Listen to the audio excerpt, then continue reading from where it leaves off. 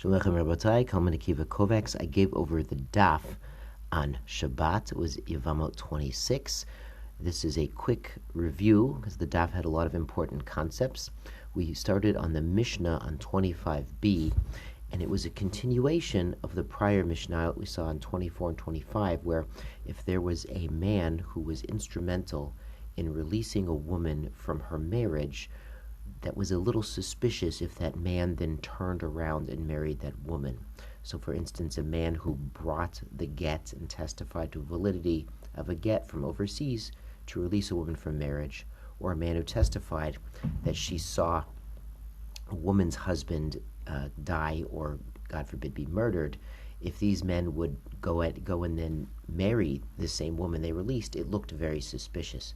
So the Mishnah on 25b continues with a chacham, a sage, who did not release a woman from a neder, and this neder was against her husband. She made a neder not to have any hana from her husband, and as we will learn in Nedarim, that is a nuclear bomb of Nedarim, and this chacham did not find a way to matir the neder, to release her from the vow, and as a result the marriage ended. So here too it would be suspicious if this sage later married the same woman. But the Mishnah also notes that if there was a miyun or chalitza done in front of a man, well, a miyun is to release a woman who is married as a minor, and then when she reaches an age of maturity, she's allowed to walk out of that marriage because it was a dirabanan marriage. We give her the option. If she chooses to continue, she may, and if she chooses to leave, now that she's grown up, we let her. Or if there's a chalitza done, then the men in front of which these activities are done that release a woman from marriage or from a bond to the Yavam, there's no suspicion if these men marry that woman because they are a bezdin. There's three of them.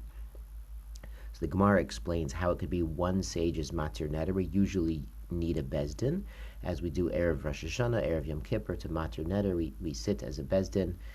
I mentioned the Sfardim even sit with 10, because there's a source that 10 is needed to be matir klalot, and Sfardim are worried about klalot, curses as well.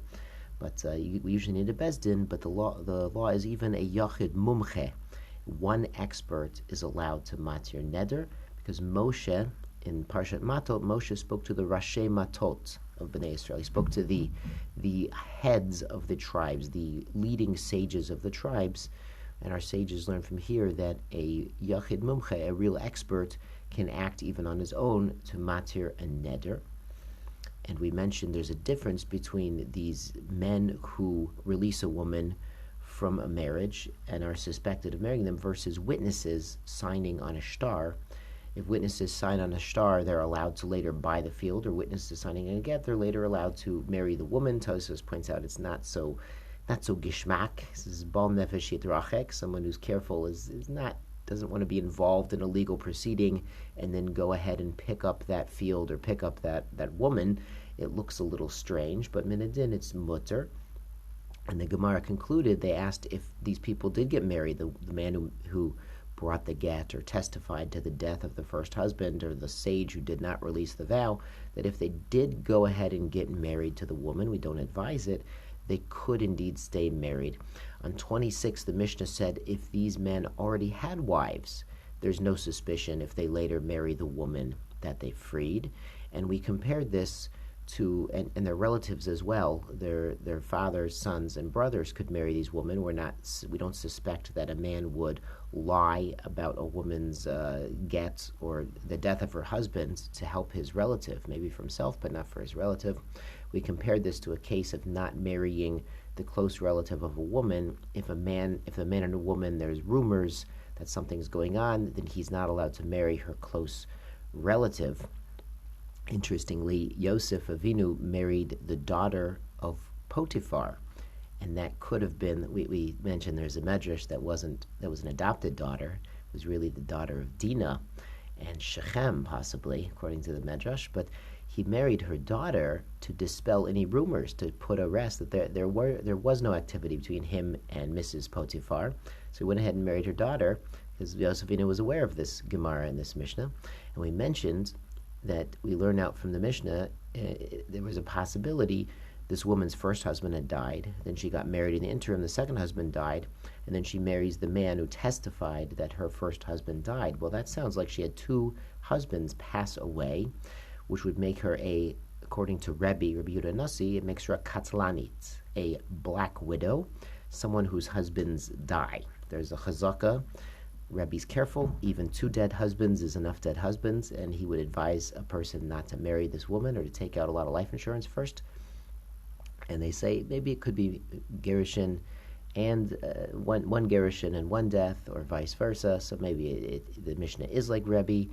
And we commented that Yehuda and Tamar is an example of this, where Rashi in the Chumash says that Yehuda was possibly misleading Tamar and did not intend for his third son, Shelah, to marry Tamar.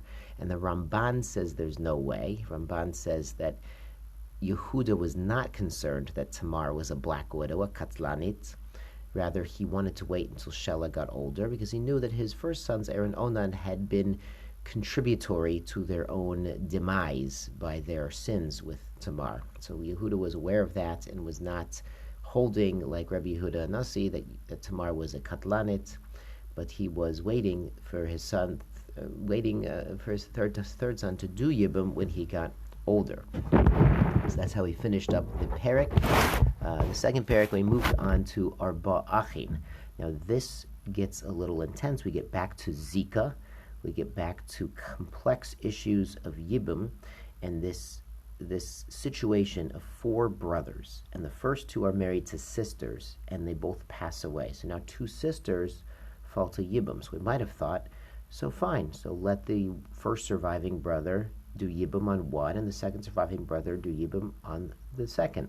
The issue here is the Zika, the connection, the bond between the Yavam, the brother who survives, and the Yavama, the widow. If this Zika is strong, then there's a bit of interference, because now that other woman is Achot Zikukato, the sister of a woman he has a Zika bond to. And we've seen in the last parak, in Daf Yud Ches, Daf Yud Tes, that a Zika is a quasi-marriage. It looks a little like a marriage because there's an obligation on the brothers to take care of this widow, be it through Yibum or Chalitza. However, when there's an interference, because he has a Zika not only to one sister, Rachel, from his first deceased brother, but to her own sister, Leah, the widow of his second deceased brother. So because of this interference, because he has a quasi-marital connection to both of these women, we say he has to do a Chalitza and not a Yibum. The Mishnah does explain when there's a real erva connection between one of the surviving brothers and one of these women. For instance, she's a mother-in-law to his own pre-existing wife. Then that knocks out the Zika between him and that particular woman, that widow, who's also a sister. So then he could go ahead and do Yibum with her sister, because the erva deraisa prevents the Zika from interfering with the Yibum on the sister. So we mentioned that maybe the issue, and the Gemara explained, maybe the issue is not a strong Zika, but maybe it's like Rabbi Meir on Daf Yud Ches Amud Aleph, who said that we're worried about setting up a situation where it's going to be mevatel mitzvahs yivmin, where if another brother dies, now you have two women who are sisters falling to the last brother in Yibum, and it'll be mevatel. There won't be a chance to do a Yibum there. So they point out that he worries when there's two surviving brothers that one might die, but not when there's three surviving brothers. Not worried two of them might die. This reminds us of the first daf of Yuma, that the Kohen Gadol has to be married, mechaper al beito, and there's a machlokas, should he have a backup wife in case one wife dies? And the sages say, listen, if you say that one wife died, maybe two of them, God forbid. There's ein l'davar sof, there's no end if you keep worrying about things. So Rabbi Meir is a little bit worried, but don't be too worried.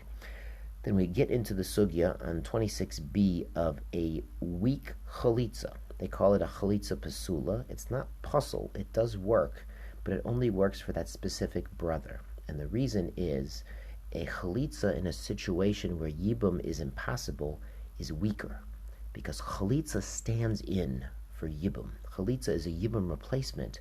But when yibum is impossible because of the issue in the Mishnah, the achot zikukato, he has a quasi-marital bond not only to this widow, but also to her sister. So he can't marry either of them in Yibum. He has to do chalitza instead. But since Yibum's impossible now, it weakens the force of the chalitza. Chalitza is not a perfect stand-in for Yibum. So we examined a situation where a woman, the third widow, might potentially need to obtain chalitza from all of the surviving brothers, because they've already done a chalitza to the previous widows. So she's achot chalitzato. There's an impossibility to do yibum on her because of the relationship she had to the other widows. So there's no chance of yibum. So it makes the chalitza weaker.